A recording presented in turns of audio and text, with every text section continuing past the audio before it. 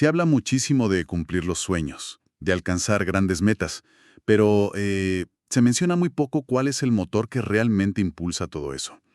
Hoy vamos a analizar un texto que apunta a una sola palabra, una que creemos conocer bien, pero que quizás la hemos estado entendiendo mal todo este tiempo. Sí, la fuente que tenemos delante sugiere que no es el talento ni la suerte, sino algo que describe como un motor silencioso, pero infinitamente más poderoso. Y creo que la clave está justo en eso, en que es silencioso. Exacto. Esa palabra es persistencia. Y nuestro objetivo hoy es precisamente desgranar qué significa según este material, porque propone una visión que se aleja, y bastante, de la idea popular de simplemente no rendirse. La misión es entender cómo este hábito, si se aplica como el texto propone, puede ser de verdad transformador. Es una misión interesante, ¿sí? Porque más que definir la persistencia, el texto lo que busca es diferenciarla de sus, digamos, primas hermanas más peligrosas. La simple insistencia o, peor aún, la terquedad. Vamos a explorar esa diferencia, que me parece fundamental, y también a ver qué pasa en nuestro cerebro cuando persistimos de verdad y cómo se traduce todo esto en acciones muy concretas del día a día. Vale, pues vamos a desglosar esto. El texto empieza fuerte, haciendo una distinción que me parece clave desde el principio. Dice que persistir no es, y cito textualmente, insistir sin pensar ni forzarlo todo romperte. Esto choca de frente con esa imagen casi heroica que tenemos, ¿no? Del emprendedor o el artista que se da cabezazos contra un muro hasta que lo derriba. Una imagen muy cinematográfica, sí, pero que en la vida real suele acabar con un fuerte dolor de cabeza y con el muro intacto. Totalmente. De hecho, el texto ofrece una definición mucho más sutil. Dice que la persistencia es la capacidad de mantenerse en movimiento, incluso cuando la motivación inicial, esa chispa del principio, pues se ha esfumado. Y eso sí que es universal. Empiezas un proyecto con una energía increíble y a las 3 semanas esa energía ya no está. Y es justo ahí, justo en ese punto, donde la mayoría abandona, porque confunden la motivación con el motor real. El texto lo explica muy bien. La motivación es como el cohete de despegue, pero la persistencia es el sistema de navegación que te mantiene en órbita. Me gusta esa analogía, sí. Y para explicarlo, usa otra idea muy gráfica. Habla de tomar decisiones pequeñas, constantes y alineadas con los objetivos, aunque no veas resultados inmediatos. Y remata con una frase que creo que lo resume todo. La persistencia no se trata de aguantar, sino de avanzar con conciencia. Lo fascinante de esa frase es la distinción que hace. Aguantar suena pasivo, ¿verdad? Como si estuvieras soportando un castigo. En cambio, avanzar con conciencia es activo. Implica estrategia. El texto separa la persistencia consciente de lo que llama la obstinación ciega, y esta última es la que nos lleva directos al agotamiento. Vale, explícame mejor esa idea de obstinación ciega, porque creo que a veces se confunde con la determinación. A ver, imagina que intentas abrir una puerta empujando, con todas tus fuerzas. La obstinación ciega sería seguir empujando cada vez más fuerte, frustrándote, culpando a la puerta, hasta que te agotas o te lesionas. La persistencia consciente sería pararse un segundo, observar la puerta y darse cuenta de que en la bisagra pone tirar. Claro. Se trata de ser fiel al objetivo, abrir la puerta, pero no estar casada con el método si no funciona. La obstinación es rígida, la persistencia es adaptativa. Entendido. O sea que el persistente se pregunta constantemente, ¿esto que estoy haciendo funciona? ¿Me acerca 1 milímetro a donde quiero ir? ¿O solo estoy gastando energía para demostrar que no me rindo? Exactamente. Por eso la idea de avanzar con conciencia es tan potente. Sugiere que hay una mente al volante, no solo un pie en el acelerador. Y eso, según el texto, es lo que hace que el esfuerzo sea sostenible a largo plazo y no termine en burnout. Y aquí es donde la cosa se pone realmente interesante, porque el texto no se queda en una definición casi filosófica, lo conecta con la ciencia, con lo que pasa dentro de nuestra cabeza. Afirma que el progreso sostenido, por mínimo que sea, literalmente reprograma el cerebro. Esto suena muy a ciencia ficción. Es una afirmación muy potente, sí, pero tiene una base muy sólida en lo que conocemos como neuroplasticidad. ¿Y a qué se refiere exactamente con reprogramar? Pues mira, el cerebro no es una estructura fija, es más como una red de caminos en un bosque. Al principio no hay caminos. Si quieres ir de un punto A a un punto B, tienes que abrirte paso entre la maleza. cuesta muchísimo. Pero si haces ese mismo camino todos los días, Se va creando un sendero. primero un sendero, luego un camino de tierra, y si persistes lo suficiente, acabas construyendo una autopista pavimentada. Cada repetición, cada pequeño paso fortalece esa conexión neuronal, haciendo que la acción sea cada vez más automática y requiera menos esfuerzo consciente. O sea que al principio cuesta un mundo ir al gimnasio, pero si persistes, el cerebro crea esa autopista y llega a un punto en que casi cuesta más no ir. Cada vez que das ese pequeño paso, sobre todo en un día en que no te apetece nada, te estás enviando un mensaje muy poderoso a ti mismo. Espera, eso me parece un giro de 180 grados a lo que se suele oír. La cultura popular te dice que necesitas tener una confianza total en ti para empezar a hacer algo grande. Que primero tienes que creer en ti. Pues este texto lo invierte por completo. Afirma que la acción, el acto de persistir en lo pequeño, precede y construye la creencia de soy capaz. No es al revés. ¡Wow! No esperas a sentirte segura para actuar. Actúas para empezar a sentirte segura. Y esto desmonta una de las mayores barreras mentales que existen.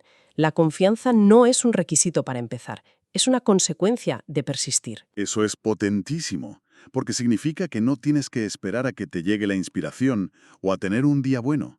De hecho, la conclusión emocional que saca el texto es brutal.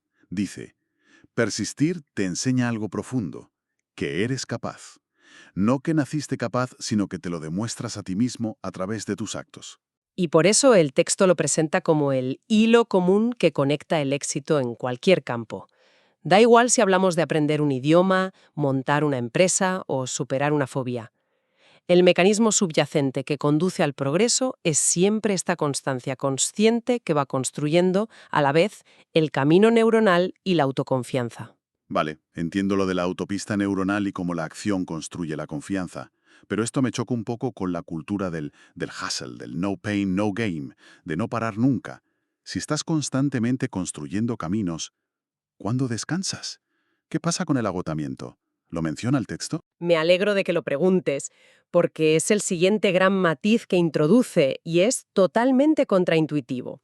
El texto afirma que la persistencia verdadera incluye saber descansar, Ah, mira, incluye saber parar, revaluar y, si es necesario, cambiar de estrategia. un momento. Porque eso de ser flexible con el camino puede sonar a rendirse o a falta de compromiso para mucha gente, ¿no? ¿Cómo lo justifica el texto para que no se vea como una debilidad? Escribir una novela. El camino es el cómo. Escribiendo 1000 palabras cada mañana, sin falta. La persona obstinada se aferra al cómo.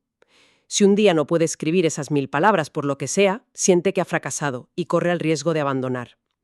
La persona persistente, en cambio, es fiel al qué. Si alguien no puede escribir 1000 palabras, quizás pueda escribir 100, o simplemente corregir un párrafo, o investigar para una escena. Vale. La cita clave del texto, que lo resume, es: persistir significa seguir fiel a tu meta, pero flexible con el camino. Es como un navegante que quiere llegar a un puerto.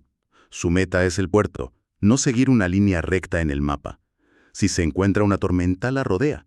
No intenta atravesarla para demostrar lo testarudo que es. Es una analogía perfecta. El navegante obstinado se hunde con su barco, pero orgulloso de no haberse desviado. El navegante persistente llega a puerto, aunque haya tenido que dar un rodeo. La rigidez en el cómo es a menudo lo que nos impide alcanzar el qué. Por eso, la flexibilidad no es debilidad, es inteligencia estratégica. Me gusta esa idea. Y encaja con otra frase que menciona La Fuente. Avanzar sin prisa pero sin pausa. Es un ataque directo a la cultura de la inmediatez, ¿no? Totalmente. No valora la intensidad de un fin de semana trabajando 20 horas seguidas, que suele ser insostenible y llevar a un bajón la semana siguiente. Valora la consistencia de hacer un poco cada día. La intensidad es espectacular, pero la consistencia es transformadora.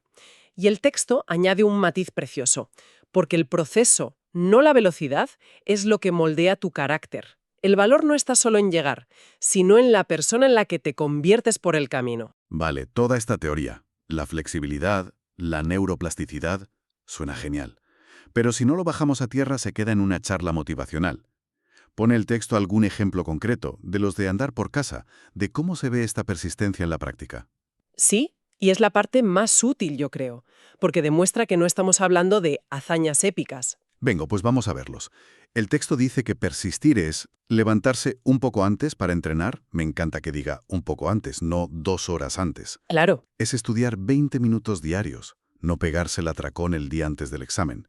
Es volver a intentarlo después de un fallo, en lugar de tirar la toalla a la primera. Fíjate en la escala de esas acciones. Son increíblemente accesibles. Nadie puede decir, yo no tengo tiempo para estudiar 20 minutos. Completamente. Sigue. Es escribir un párrafo. No un capítulo, un párrafo. Es aprender una nueva habilidad, paso a paso. E incluso lo lleva al terreno mental. Es calmar tu mente cuando aparece la ansiedad una y otra vez. En lugar de dejarte arrastrar por ella. Exacto. La clave que subraya es que son hábitos pequeños, pero sostenidos. Y cierra con una conclusión muy potente. La persistencia convierte lo ordinario en extraordinario. Y es que el poder de estos hábitos reside en su efecto acumulativo, que es algo que a nuestro cerebro le cuesta mucho visualizar.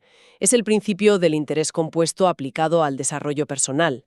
Estudiar 20 minutos un martes por la tarde no parece gran cosa, pero si lo haces todos los días durante un año, el resultado es monumental. Me recuerda a cuando intenté empezar a meditar.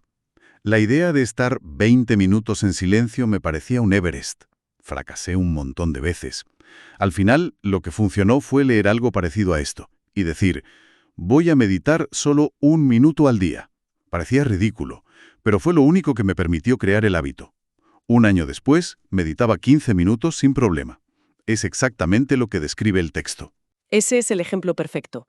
Ese minuto diario no solo te calmaba, sino que cada día fortalecía la autopista neuronal de la meditación y, más importante, reforzaba la creencia de soy una persona que medita. El acto en sí es casi secundario. Lo que se entrena es la capacidad de cumplir con el compromiso que haces contigo misma o contigo mismo.